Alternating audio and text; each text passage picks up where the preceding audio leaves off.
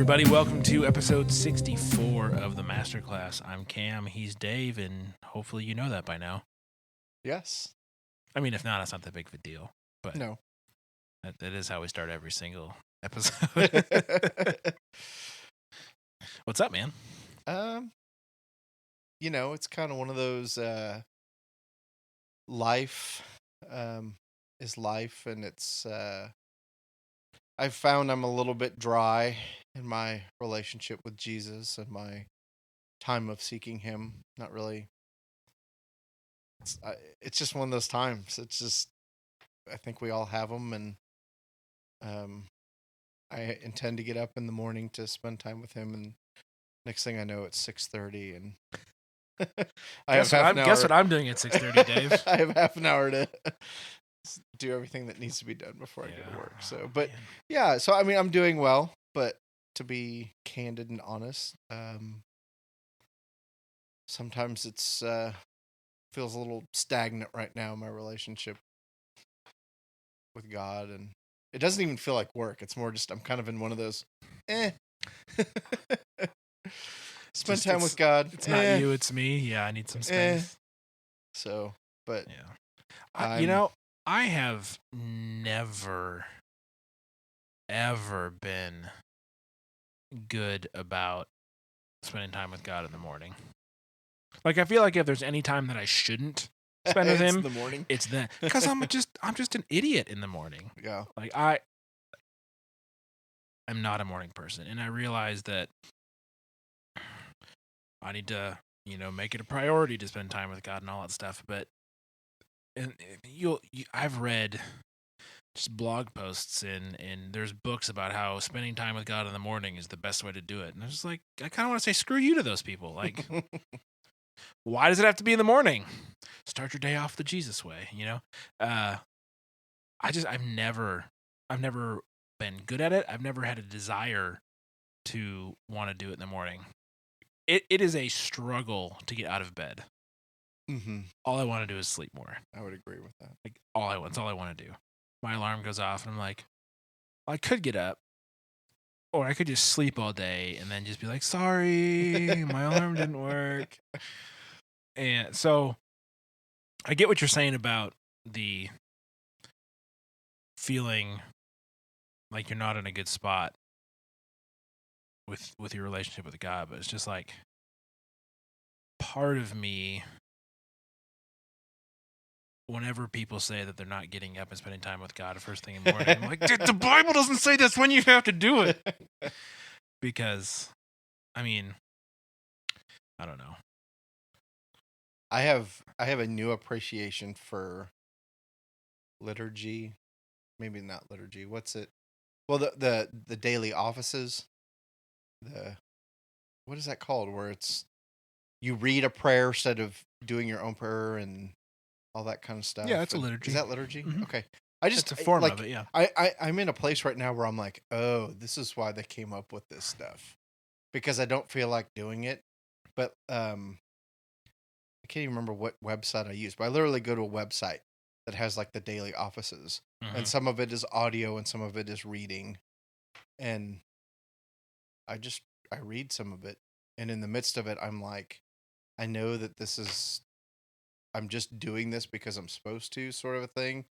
But there is that element of, I do have that sense of God shows up. Like there's that, yeah, and so I get it. It's like, I don't have to think about it.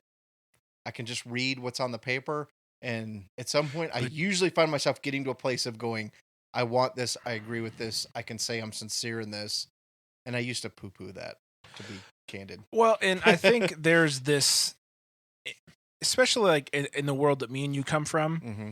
having been in ministry, having grown up in the church, like I have experienced more good and bad church stuff in my first 20 years of life than most people do their whole lives. And that's not to brag. It's just that my parents both worked for the church, and I saw the ups and I saw the absolute pits of what can go wrong when it becomes about your ego and not about Jesus.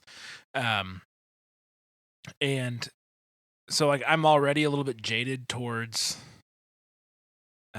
super Christians, if I can label folks that like you can't have a normal conversation with them without everything being like Christianized. There's a comedian, and I'll try and find the video for the show notes. His name's Michael Jr. He was at the Global Leadership Summit, just as kind of like an in between speakers. Like that was some serious like leader bingo that just happened. We need to spruce it up a bit, and he's got a bit on. He calls them people that are oversaved or too saved, and he's like, man, I can't find my keys. Dude, you need the keys to the kingdom. He goes, I don't drive a kingdom, I drive a Honda. Like, or some variation of that joke. And I'll try and find that bit for because he's a funny guy, but also very intelligent. And he had a really good way of taking his jokes towards a purpose, about what we were talking about. But just growing up, I promise there's a point to all of this.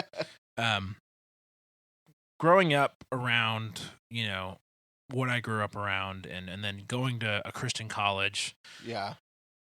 And then being a youth pastor, and you're exposed to a lot of the BS and a lot of the one-upsmanship that goes on inside the church of, how many Bible studies you attend, or, oh, look at me, I bring my Greek New Testament to church on Sundays. And I think some of that, if not most of it, comes from a good place of people just genuinely want to learn more and they want to be proactive in that sort of stuff. But I have to believe, and I think it's good that things like the daily offices and prepared liturgies exist, because there are times when you're exhausted and you don't want to all you want to do is sleep, but having, having a pre-cooked meal, essentially, to save you, at least it gets you in the Word. A pre-cooked meal may not be fine dining, but it gets you fed. It gets you what you need to get through the next couple of hours, right? It's not. It is necessary nutrients, but it is not, a custom luxurious experience like perhaps translating the Greek would be. But having that, like my wife is going. I see it every morning. She leaves it on the kitchen table, which I think is like her subtle reminder of like, come on, you slacker. But she's going through my utmost for his highest. Is that? Yeah. And she leaves it on the kitchen table. So when she sits down and eats breakfast, she just reads it. I also don't eat breakfast. So maybe that's another problem I need to fix. But to your point, like, I don't think it's a bad thing at all that those things exist and that they get used, because they are tools, like you said, to help God show up when all we can bring ourselves to do is flip open a page. And most of the time, I can't even do that. I'm just like, no, I'm busy. I got sleep and, Game of Thrones is on, so, well, not anymore. Oh, it was the season finale, wasn't it? Yeah. The one before it was better than the finale, I thought. Well, But that's kind of the way they do it. Mm-hmm. Yeah. Wow, we just changed subjects so bad.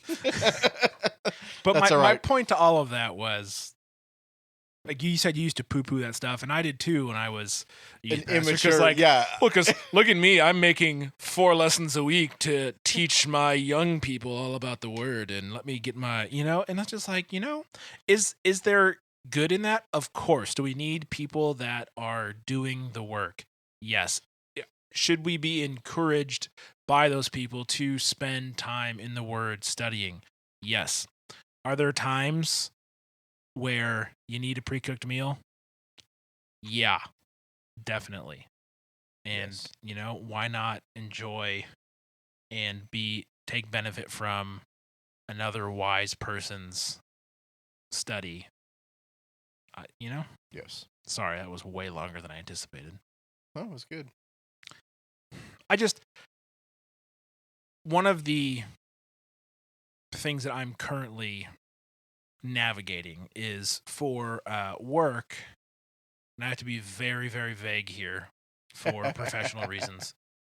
One of the clients that the company I work for has is a large church with Pentecostal tendencies.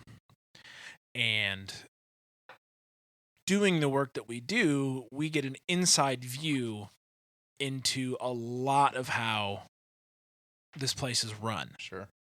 And one of the things that I struggle with as a Christian and as someone who has a job is when those two worlds collide and all I feel is jaded about what's going on.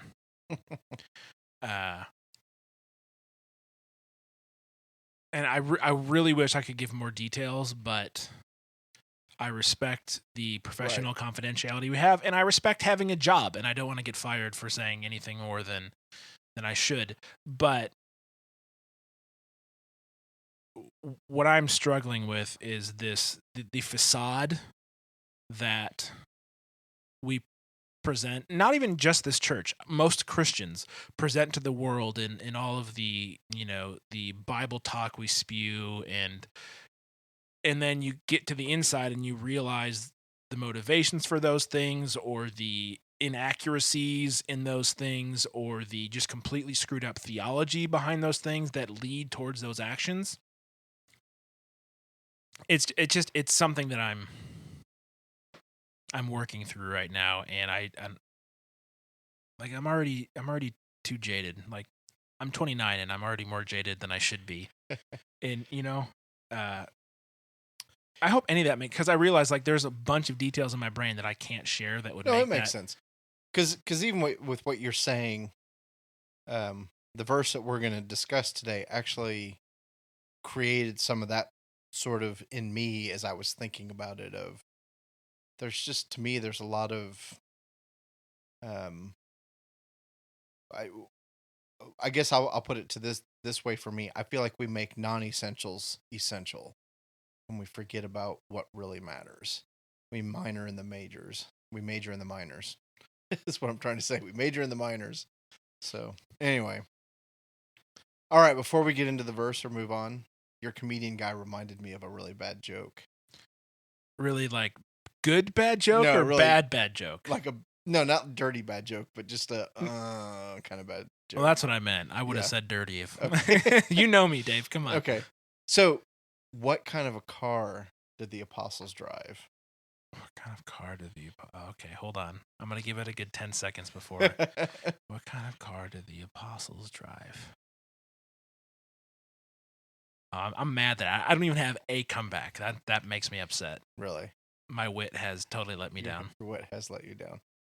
They drive a Honda because according to Acts 2:11, they were all in one accord.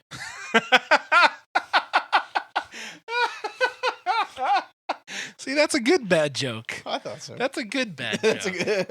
So here's my theory. There's no such thing as a bad pun, only underappreciated ones. Underappreciated puns. That's 2/3 a pun. Yeah, you heard my reaction. I never heard that joke before. That's good.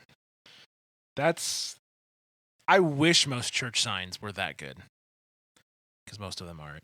I drive by one every day on my way to work. And is this the one asking if you're tired, or the donkey and the elephant have let you down? No. See, again, church and state should be separate. Because turn to the lamb if the elephant and the donkey have let you down. Sorry. Go ahead. What sign do you go by every day? It's St. Francis of Overland Park, maybe. I don't know. Anyways, it's because of all the construction that's going on in that part of the city that just they don't want me to get to work. But last week's was aspire to inspire before you expire. Yeah. Try reading that. Luckily, it's right by a stop sign, so I actually can read it. This week's is not good. The one 2 weeks ago was really good, and I'm drawing an absolute blank on it, but it was a pretty punny joke. And I was like, oh, this guy's got skills. Then it's been downhill ever since. Like, this one's a quote from God, kind of like a don't make me come down there, but it's not that silly. Sorry, I thought I remembered what the joke was, but I have led us astray yet again. I think we're good. All right. Well. So no follow-up? No. That We're just was meant to sound more sad than aggressive. Sorry. oh, just two sorry people in the basement talking on the microphones. Yeah. At least we're not in our mom's basement. No, that is true. Listening to our heavy metal records. Yeah. I dealt with that guy today. Oh, really? Yes. It's unfortunate. Yes, he was crying by the time we got done, so I'm starting to think my spiritual gift is making people cry. Is that Yes, my is spiritual that possible? my I spiritual cannot- gift is crushing their souls. I cannot tell you how many people have cried during a conversation with me over the last couple of weeks. And I'm literally like going, God, is there a reason why everybody I talk to starts crying? I mean, because it's not just, I mean, it's literally like everybody that I talk to. Nobody in my family, but Well, and you do live with 3 women and a young boy, so yes. But no, it hasn't been my house. Like- and it's like, been, are they weeping because you're revealing truth about their life, or are you just crushing them? most of the time I'm not saying anything. Like I've really had this like time period of where God has just told me to shut up. So I've just shut So up. you're their therapy, essentially. They just Literally, let I'm it like all their out. therapy. And I've just started literally just saying, mm-hmm, okay, mm-hmm, and then what? Okay, mm-hmm. And giving no feedback. And before I know it, people are crying in front of me because it's my spiritual gift. Yeah, Alright. I like literally. It's kind of, and I don't know how many times I've said literally today because Yeah, my chill out there. my You're a valley 15 girl. 15-year-old says literally all the time, Literally, stop. but I use it correctly, even though I'm overusing it. I will re-listen to this and critique your use of My literally. use of literally. You mean figuratively. So, no, literally. Everybody, not everybody. So that's the hyperbole there. The hyperbole. Hyperbole. The epitome of hyperbole. Well, maybe we should read the Bible and get back on track. We could do that. I mean, this is a fun thing we're on here, but people don't listen. I don't know what people listen for, or if they even listen at or all. if they. People listen, Dave. we have downloads. Yes, we have downloads. So we appreciate that. Thank you. Yes, you're lovely, all of you. All right. So no follow up. We've beat our intro to death. No, we just made it cry. Made it cry. Matthew 18:15-20. That is correct. Are we still recording? Yeah, we're still recording. Okay. I thought you kind of gave me the we're going to take a break kind of. I mean, we can take a break after you read, or we can take a break now. Either way, our They listeners will never know. They'll never know because I will make a cut as skilled as a surgeon. Gotcha. Do you want to read the verse? I'm kind of nervous now. All right. Hear ye the word of the Lord from the English Standard Version. Matthew 18, verses 15-20. If your brother sins against you, go and tell him his fault between you and him alone. If he listens to you, you have gained your brother. But if he does not listen, take 1 or 2 others along with you, that every charge may be established by the evidence of 2 or 3 witnesses. If he refuses to listen to them, tell it to the church. And if he refuses to listen even to the church, let him be to you as a Gentile and a tax collector. Truly, I say to you, whatever you bind on earth shall be bound in heaven, and whatever you loose on earth shall be loosed in heaven. Again, I say to you, if 2 of you agree on earth about anything they ask, it will be done for them by my Father in heaven. For where 2 or 3 are gathered in my name, there am I among them. All right. Very nice. Good job there, Cam. Oh, thanks. So, looking at verses 15, 16, and 17, to me, this is a very clear sort of how you deal with somebody that has sinned against you. And I guess my question is do we do this? And if we do this, do we do it well? Do we do it the way it should be done in terms of confronting a brother or sister in Christ who has sinned against us? I do this with my wife. And it's usually me going back and going, I'm so sorry. I did not mean to say it that way. That was never my intention. And we are good with confrontation, me and her. Mm-hmm. Never been an issue for us, thankfully. But honestly, I'm trying to remember a situation where someone has done something like this to me that required such a scenario. The only thing I can remotely compare to this within the last year, and partially this is because I'm not social. Right. And my wife was like, so wait, you have a podcast network and you vlog, but like you don't hang out with anyone. No, yeah, I do. So basically, your wife is asking you, do you have any real friends? Pretty much. She's like, you're not even social. Why you're on Twitter all the time? I was just like, okay, you caught me. This is like, it's like Dave is my friend and I have other friends that I see. But I mean, and she was right, But she always I asked her the other day, I was like, do you ever get sick of always being right? Like, does that just ever just get like, do you ever want to be wrong just to see how it feels? No, apparently not. That means I picked a good one, Dave. That means I picked a good one. Yes. But anyways, so about a year ago, 10 months ago, we were helping out with a church plant in where we live, and I had noticed a few small red flags that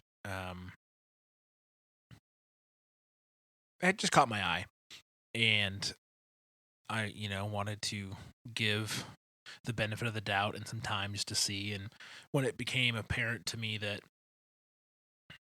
there were things that weren't right, I decided that we were done because I just don't have time or energy or money or any of that to contribute to something that I know is not what it says it is. And so when I tried to talk to this person, I was met with, hey, sorry, I'm at work, can't talk right now. Going to be gone for the weekend. How about we talk next time? Okay, so I called back again, got a very similar response. At which point I just said, fine, have a nice life.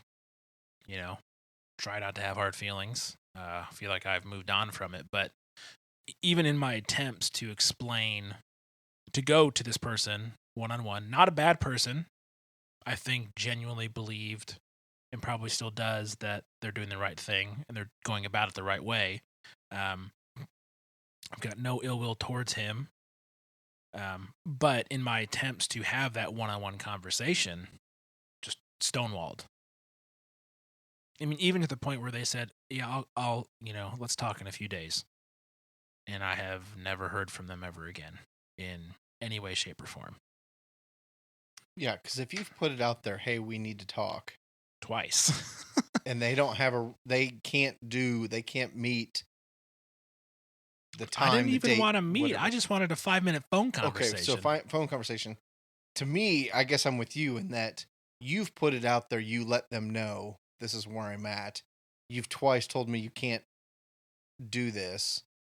Are you required to do it again? Because there's kind of that element of they clearly know you've extended this sort of, I want to have this conversation.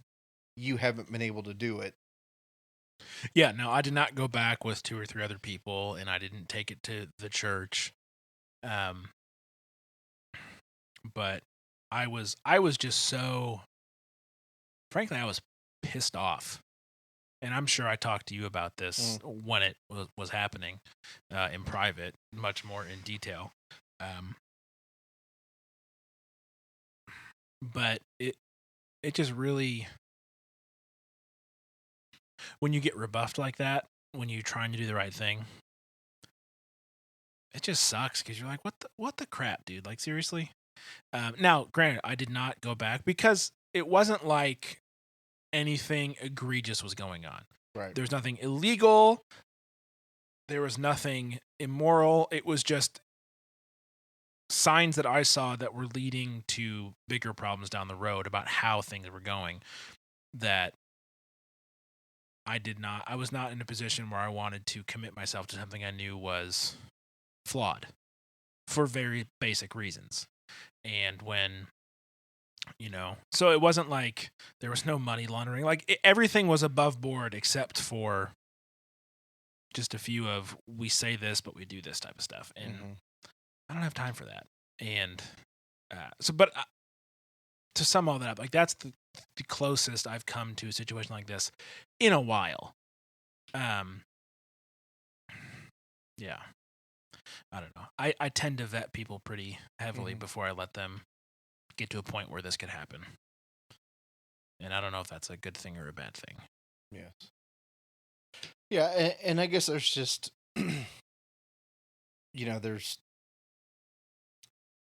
it says if your brother sins against you.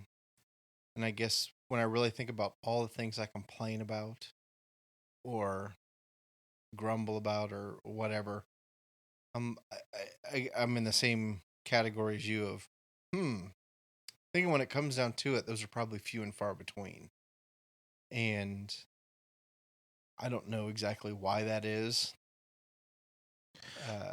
But I think to say somebody sinned against me is a pretty strong. Yeah, like, I don't feel like this is like someone took your parking spot at Walmart or someone even crashed into your car. Like, this is like personal, like, betrayal type stuff.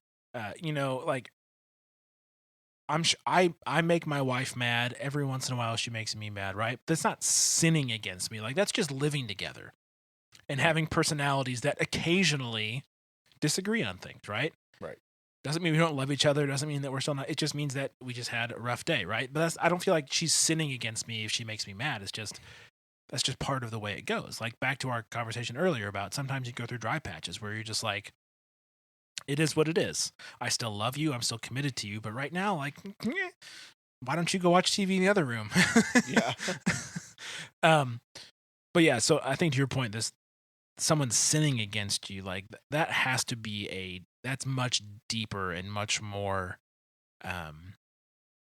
personal and long lasting potential conflict or hurt. And the people that can do that to me in my life are not a lot. Right. And I trust those people. Yeah. Well, and then I guess there's sort of the next step for me is okay, if somebody does sin against me, I personally am probably not very likely to go to that person and tell them their fault between me and them alone. I mean, that's the first thing. I have a tendency to go tell somebody else what so-and-so did to me and try to get them on board with. Get them on your side so you've got some leverage, yeah. So that's, I just think, wow, not very good at going to that person and addressing the issue with them. I go tell somebody else and try to gain allies. And instead of going to that person like I should, which I guess that's even kind of the second piece to me, is I bet, well, my experience is when I have gone to another about a way that I feel like I'm going to use this term for me because I'm more comfortable with it. When I feel like somebody has wronged me, maybe not so much sinned against me, and maybe that's one and the same, I don't know. And I've gone to that person, I can't think of a time where we've had a conversation, but like the conversation actually happened. I approached them, they were receptive, we talked about it, and it was resolved. Like, I personally cannot think of a time where it then would have, for me, had to have gone to that next step of taking 2 or 3 others with me to confront that person. Yeah. I don't know if I'm allowed to say this story, but I'm going to do it anyways. Again, with vagaries. So when I was a freshman in high school, the church that I had attended my entire life, that my mother had worked for, that, I mean, I had grown up in, I had been baptized in, the youth group is that my freshman year there is probably the reason I'm still a Christian today. I hated church in middle school. I was that kid in youth group that every youth pastor just wants to crush, always making comments, just because I hated being there. And it was at no fault of that youth pastor or the church. It was just I was an idiot 12-year-old boy, and I thought I was smarter than everybody else. And so it got to the point that my parents said, in ninth grade, you have to go to a youth group. I forget what the time period was for. 1 month, 2 months. You have to go for this amount of time. And if at the end of that you still hate it, then fine, you don't have to go, but you still have to go to church on Sundays. And that was the make peace in the house decision, because I had been so awful about it for so long. And I went, and as just this really awkward freshman, these upperclassmen guys in my small group took me under their wing, and we played ultimate frisbee. We had small group, we just did everything together during the summer, because that's what we had plenty of time to do. And it was because of those guys that I stayed, and it was because I stayed for that year that I was able to get through what happened at the end of that year, which was a massive 3-way church split. My mom got fired. A bunch of the other pastors got fired, including the head pastor, who's the guy that married me to my wife, and I had known since I think I was in church like the second Sunday I was alive. So just crazy amounts of history. I knew that building inside out. I knew it was a big church, and I knew most of the people in it. And, in a matter of 2 weeks, I went from being on the youth group leadership team, meeting with the youth pastor regularly, to he wouldn't even talk to me because I was on the wrong side of the split. And out of that came a massive church meeting to try and expose all of the behind the scenes stuff that was going on.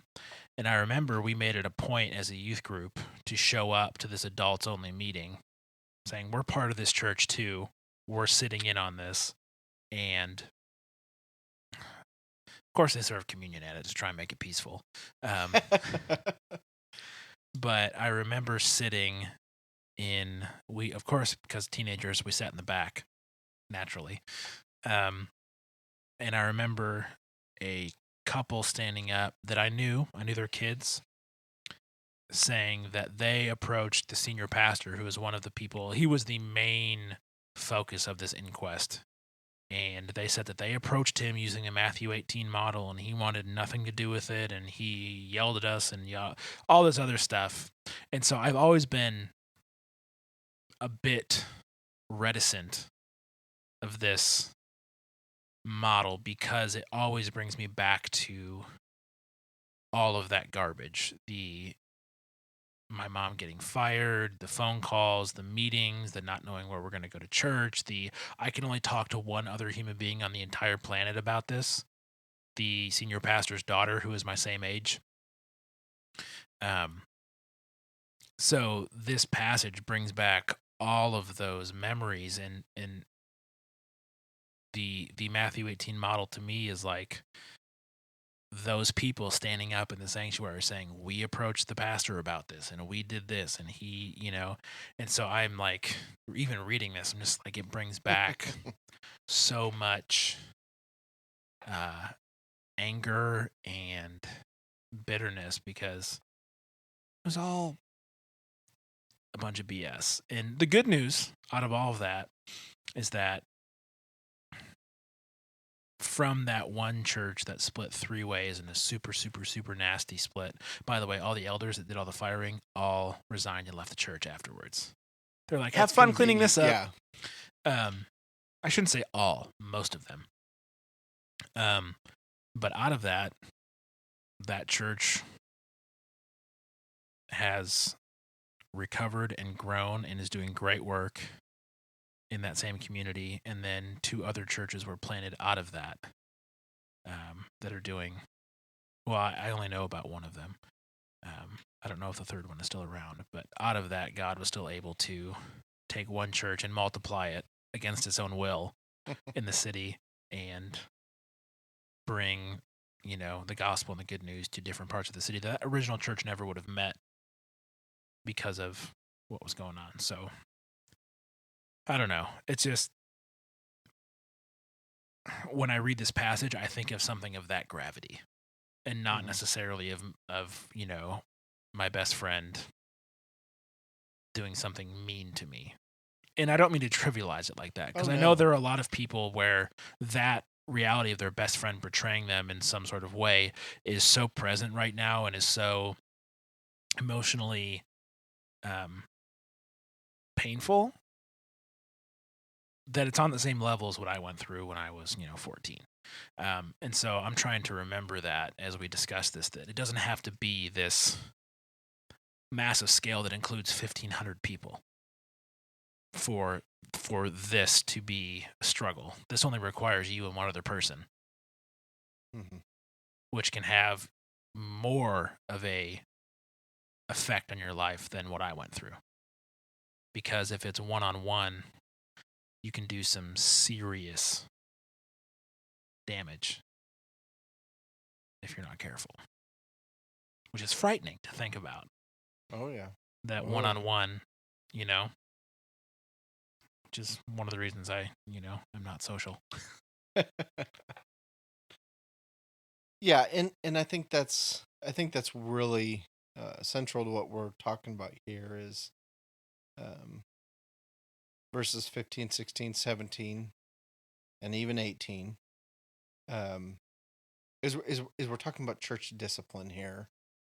The context of believers, and like you said, whether it be literally hundreds of people or it be 2, I think it does rise to the level of something serious going on and the issue having to be addressed. Not so much because our feelings are hurt or whatever, but there's truly a going against what God has called us to and has ordained us to. And I don't know. I my experience has been we're not good at this, and that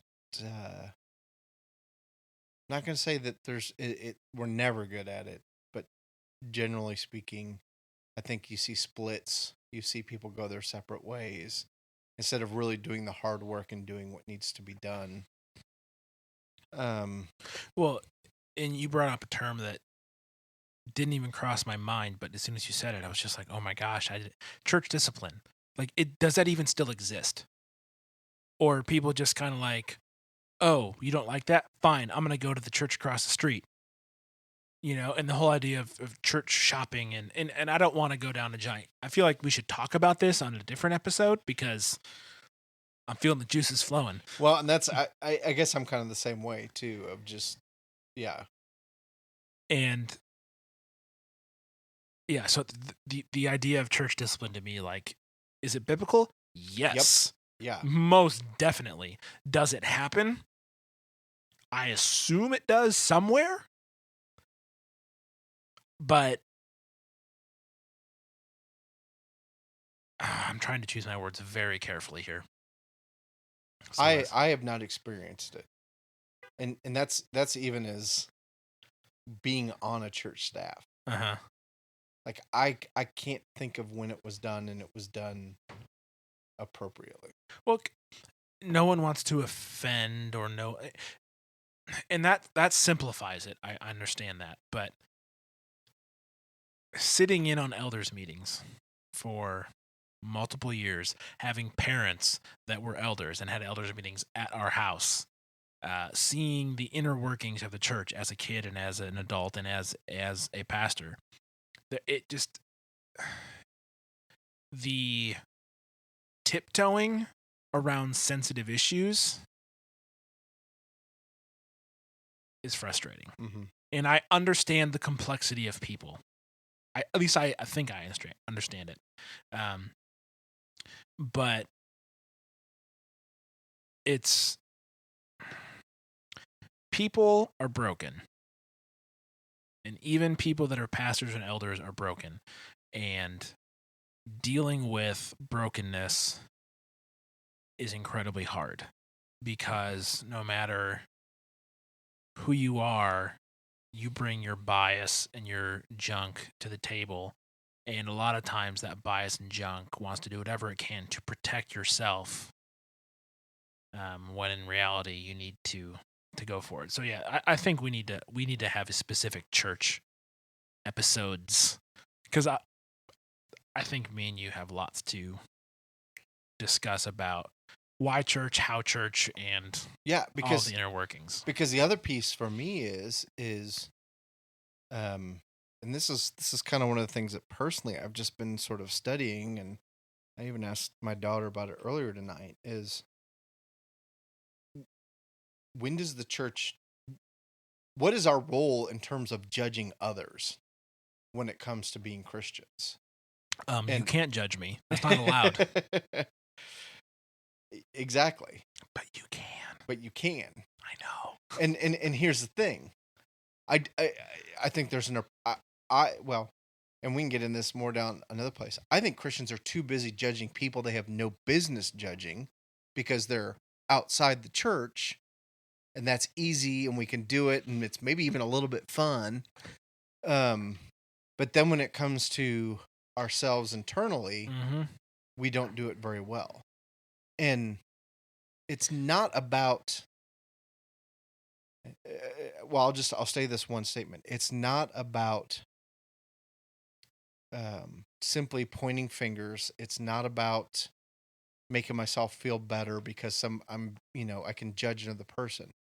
It's being obedient and true to who Christ calls the church to be, and really taking a hard look at who we are and where we're at, and do we need to be addressing some of the internal pieces as a church, and quit focusing so much on the external that God really tells us we have no business focusing on. Yeah. All right. Yeah, we're gonna have to do a few, because the list in my head is already growing. Yeah. Well, you know me. Yeah. Oh, I know. So verse 18. Yeah. Thank you. God. Truly I say to you, whatever you bind on earth and shall be bound in heaven, and whatever you loose on earth shall be loosed in heaven. I think, again, one of the things that Cam and I talk about is what's the context. As we look at these verses, what we're talking about here is we're talking about church discipline. And so this is really not about, I think people, my experience has been this is one of those verses that gets misused. This is not talking about sickness, health and wealth, and demons. Thank you. What this is talking about is if someone in the church sins and they repent, they'll be loosed, or in other words, restored to their fellowship. Those who are unrepentant are to be bound and removed from fellowship. And again, different show for different time. I believe as Christians, we really like to focus on the rest of the world and not ourselves. So, yeah, and this is tricky. By the way, that was a great explanation of that verse, like very succinct, because I was like, how are we going to even? So well done to you, sir. I think the tricky part comes in, like, Scripture tells us what to do in this instance, but it doesn't say how we should go about it. in me. Right. Like, how do you have this conversation with somebody? And I think that is the rub here, is that I genuinely believe that pastors and church staffs and elders that love Jesus desire to do this. I think they're scared of how to do it. If, because so often, especially where we live, because Westboro Baptist is not very far away, Mm-hmm. we see the wrong way to do this. There's an example for us right there. And with all of the, we want to be loving and we want to be the nice guys, right? How do you have this conversation with somebody and say, you know what, until this changes, you can't be a part of our fellowship without in today's, like we mentioned social media earlier, whether it was on air while we were talking, of if we kick someone out of the church because they're having an extramarital affair and they refuse to repent of it, they just go on blast on Facebook and tell everyone how this church is full of haters and they kicked me out because exactly. And then just like that, because you did the right thing, you're painted in a poor light in the community, which I realize is a terrible reason to not do something, because you're not trusting in God whatsoever in the situation. But I can see how that conflict, there was a couple of situations when I was a youth pastor that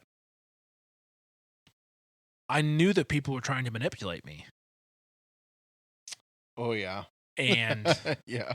As a young kid, I mean, I say kid seriously, I was 23, 24, 25. Like, you're an adult by law, but not by experience at that age. Unless, you've been through more than I have, which if you have, I'm sorry. And it's, that whole being nice, but being stern, and how do you follow the hard parts of what Jesus tells you to do? And it's, that's difficult because we so want to, like, I mean, I don't know what your experience was growing up, but growing up in the 90s, in the church it was all about being nice. And Jesus was a nice guy, and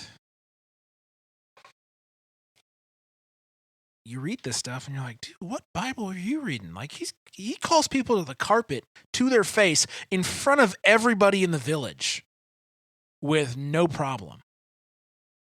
And we have to word these very, very vague statements about same-sex marriage because we don't want to offend anybody. I get that it's difficult. I appreciate the difficultness of it, but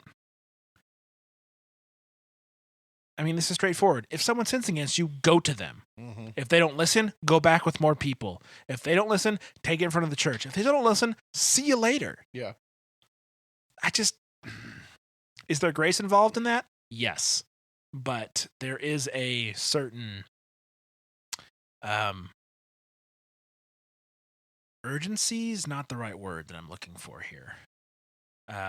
Seriousness, perhaps. Yeah. Like, just because it's uncomfortable does not mean that you should not follow through on dealing with, because Jesus is not saying, this is not a witch hunt. This is, someone has sinned against you. You guys need to reconcile and get it fixed, because you're already fighting an uphill battle against the world. Yeah. And if you can't trust each other, and if you can't rely on each other, and if you can't forgive each other, how are you supposed to do that to the people that don't know me yet? Yeah, and that's, again, I think we're confused about the way we behave with other believers and the way we behave with non-believers. I think we get those confused.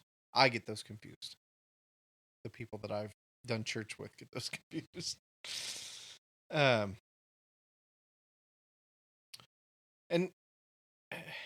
yeah. And I just, I know we've said it before, but Cam and I just come before you as we're trying to figure this out. We don't Oh, necessarily for sure. have all the answers and are not trying to point fingers, but No, I have lots of ideas and I have lots of flaws. They tend to, come together. yes. Yes. So, before we move on, you mentioned Westboro Baptist Church. I'm sorry. That's all right. Just make me so angry. Well, I put their webpage No. at the bottom of the show notes. Oh, David. We're gonna the NSA is now listening to our podcast. If you put the show notes on there, so I guess if you go to the show notes and you see a website that on initial, do you know what it is? I'm not even gonna say it. It's terrible. Well, that's what I'm saying. It's awful. It's in the show notes and it is awful. Can I please put we do not in any way, shape, or Yes. form endorse these idiots that claim to be? Yes. Okay, fine. But I do think we need to put that in the show notes. I don't even want to link to it. That gives them. This is Dave. You have sinned against me. But I put it out there because, again, in my opinion, this is the extreme, but it's the church judging those who are outside the church when they have no business. And I use that term church quotes very loosely. Thank you. Oh my gosh. But here's the thing. As much as I hate it and as much as there's an element of, okay, let's hold a mirror up to ourselves and let's look at this. Because, well, nobody wants to be what Westboro Baptist is, or at least anybody in their right mind never wants to be what Westboro Baptist is. I think there's an element of holding a mirror up and asking ourselves, in what way do we do exactly what this church is doing?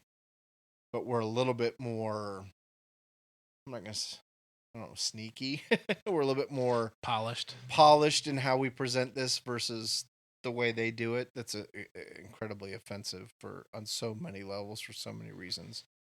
So it is, I'm going to ask that Kim does put it on there, and anybody who desires to go see what kind of hate they spew. And I will just tell you, as a law enforcement officer in Kansas, I have had firsthand conversations with these people, and they are complete idiots. And I've also had to defend their First Amendment rights when they've stood on the street corners and proclaimed their hate. And it's just like, you see people want to go up and like just sock them in the face, and you have to be like, nope, sorry, gotta defend the First Amendment. Isn't America great? Yes. So,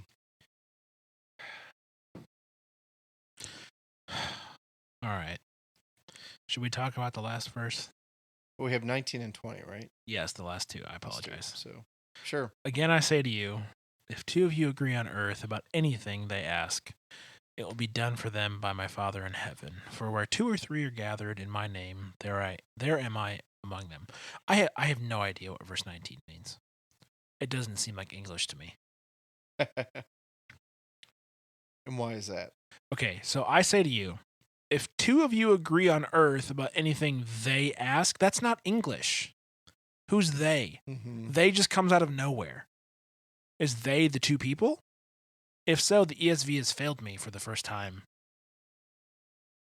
So I'm assuming if two of you agree on earth about something that those two ask, it will be done. So like Dave, me and you right now, let's ask for Porsches. Mm-hmm. Does that mean we get Porsches in heaven? I'm gonna say no. I struggle, and I realize I'm being a bit pedantic right now, right? And oversimplifying it, but it just everything else about this makes sense to me for the most part. Obviously, I have more to learn, but this one verse to me is just like it just seems so odd, and yes. I'm clearly missing something. Well, and I'm going to go back to what my earlier comments were of what's the context. And again, I think the context here is church discipline and somebody that sinned against somebody. We're talking about loosing in heaven, binding in heaven. And so there's this element, if two of you agree on earth about anything they ask, it will be done for them by my Father in heaven. And so I don't think it's two people coming together, just saying, like you said, well, we want Porsches, so give us Porsches. I think the context is dealing with sin within the church and dealing with somebody that has behaved in a way that is probably inappropriate, that sort of thing. And let's see, I did actually Google this, and there was a phrase that came up that I thought was an appropriate way to say this, and I don't know if I can quickly find this now that we're here. No,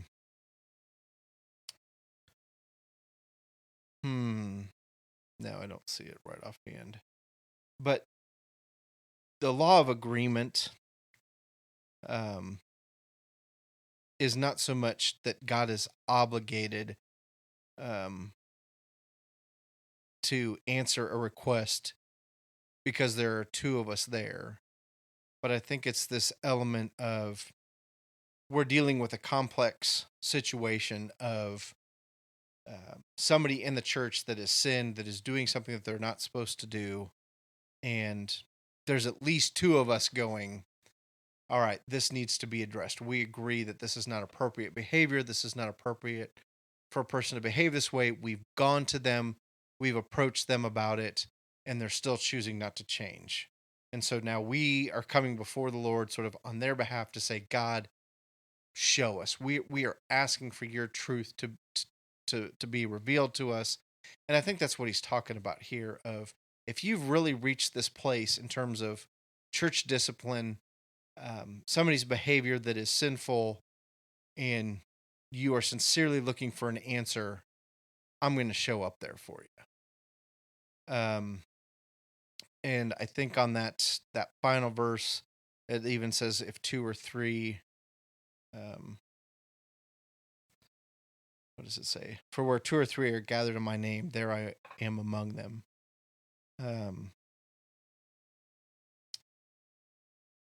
I see verse 19 and verse 20 as being about, we are coming before you, Lord, with a difficult situation, and we're asking for you to give us wisdom and guidance.